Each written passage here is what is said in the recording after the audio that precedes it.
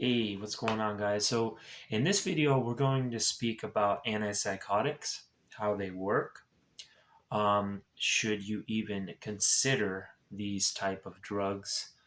And we're going to discuss this in depth, and also the withdrawal from these drugs. So, antipsychotics are a group of drugs that work upon the D2 receptors in the brain. If you don't know what that is, it's basically a certain receptor site for dopamine in the brain.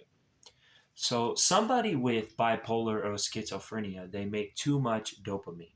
Okay, so when you make too much dopamine, so dopamine is a chemical in our brain that is responsible for motivation, pleasure, arousal, stuff like that. If you make way too much, especially when it hits certain receptor sites in the brain, like the D2 receptors and stuff like that, you can hallucinate, you can, hear voices, the typical symptoms of psychosis or schizophrenia, or somebody that's manic depressive, somebody that's in a manic state is making way too much dopamine. So they have a tendency to want to go out and gamble, be hypersexual and stuff like that because the dopamine is making them like that. So these drugs are ultimately designed to block dopamine in certain receptor sites of the brain. And they can be effective for these conditions, right? Now, what I see a problem with in conventional medicine, though, is that they're starting to prescribe them for just sleep. Okay, like for example, I've seen them prescribe Seroquel in low doses for sleep. Um, and they're using it off label for things that realistically they were not originally intended for. And the reason why I think it's a problem is that if you look at some of the side effects of these medications, such as tardive dyskinesia, where you literally can get permanent tremors and shakes. You can get, you're overwhelmingly fatigued from it blocking dopamine too much. It can cause diabetes. It can cause weight gain. It causes people to, some people, it doesn't even help at all. It makes their mood more depressed, in a more depressed state as well. So this is not a med that should be in any way, shape, or form first used on somebody for like a sleep problem or anything like that when there's much better options.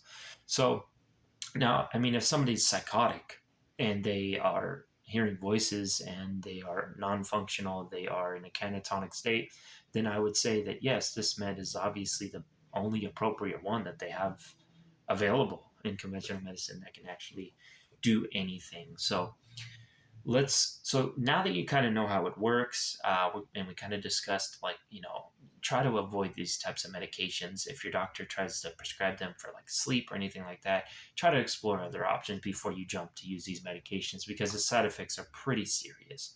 Okay, now the withdrawals from these meds can be also very severe, with a relapse and rebound in psychotic symptoms, maybe even worse than before you even got on the medication. And the reason is simple. So when you block dopamine receptors in the brain, the body senses this, and then it goes and it makes more dopamine receptors depending on how long you've been on the medication. Okay, this is why after some time, usually when people are on these meds, the doctors need to increase the dose, and then increase the dose, and then increase the dose, because the brain is starting to adapt and it's trying to maintain balance. So when they get off the medication, or if you're tapering them off the medication, they make more dopamine than before.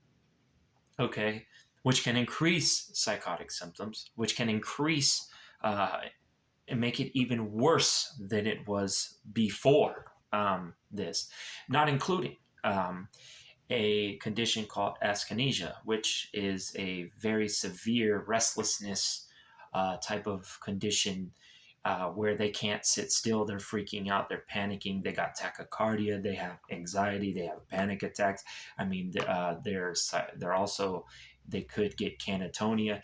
I mean, some of these coming off of these medications is a very serious matter and should not be looked at as something simple. And doctors should treat it very serious if to get somebody off of a med like this. Now, we could talk about some natural things that you could use, right? For example, CBD has been proven to be antipsychotic in nature, and it has. In some studies, it's pretty crazy when you look it up. It has been shown to be as effective as a lot of the antipsychotic drugs, just without the obviously sinister, I would say, some of those sinister side effects of these drugs, of the rapid weight gain, of the severe, sometimes restless leg syndrome that these drugs cause, and just overall, CBD has been shown to reduce some of these symptoms, right? So another one is lithium orotate, right, in supplement form. Because the lithium in itself is kind of antipsychotic in nature, and there's a big misconception about lithium. So because the drug Big Pharma, they kind of took lithium and made it into a carbonated version, which is poorly absorbed. There's tends to be a stigma when you mention lithium that it's a drug that's only for really crazy people, when in fact your body needs lithium to survive. If you actually do your research, you would know that lithium is just like magnesium, just like potassium, just like calcium. It's a trace mineral. So it's the reason why lithium is that's the reason why lithium is stigmatized like that.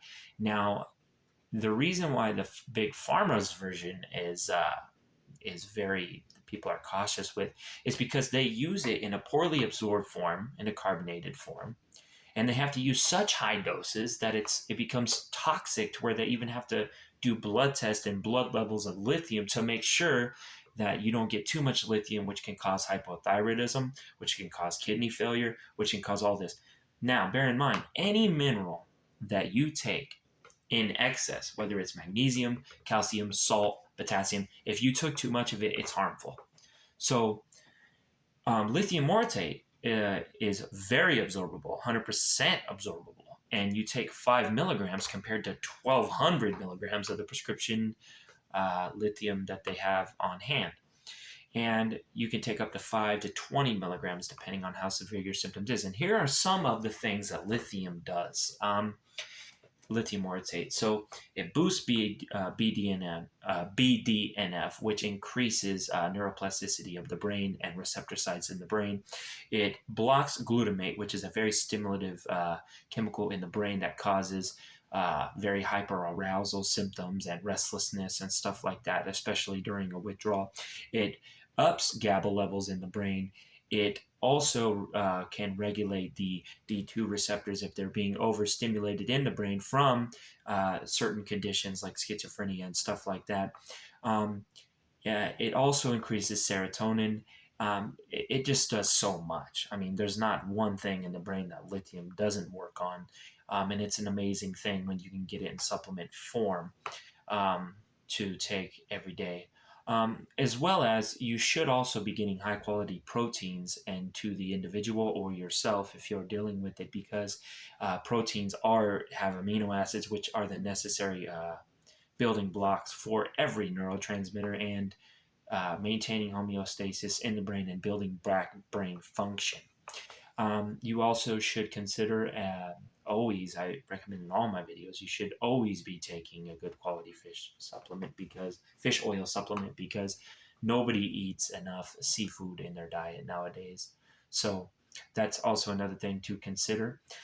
You also should, if you can afford it, get a hair analysis mineral test where they look for excess amounts of copper, because excess amounts of copper can cause symptoms, and it's a very overlooked problem. Can cause restlessness, can cause hallucinations, can cause a psychotic break, even if it gets too bad. and kind of get the hair a mineral analysis test and see if you're too high in copper. And then you can go and look at some of the programs, like a nutritional balancing program, to reduce copper levels in the body very slowly, and detox some of these high copper levels in the body, so that so the person or you can feel better. Zinc is an antagonist of copper. So when you take zinc, it lowers copper levels. It takes copper levels out of the cell. But first, you need to get the test, the hair mineral analysis test, to even determine if you have high copper levels, because the high copper levels in itself can cause an array of psychotic symptoms. So that is a very important one that you should do. I think the hair mineral analysis test is only about $90. I'll probably put it in a link to my description where you can get it.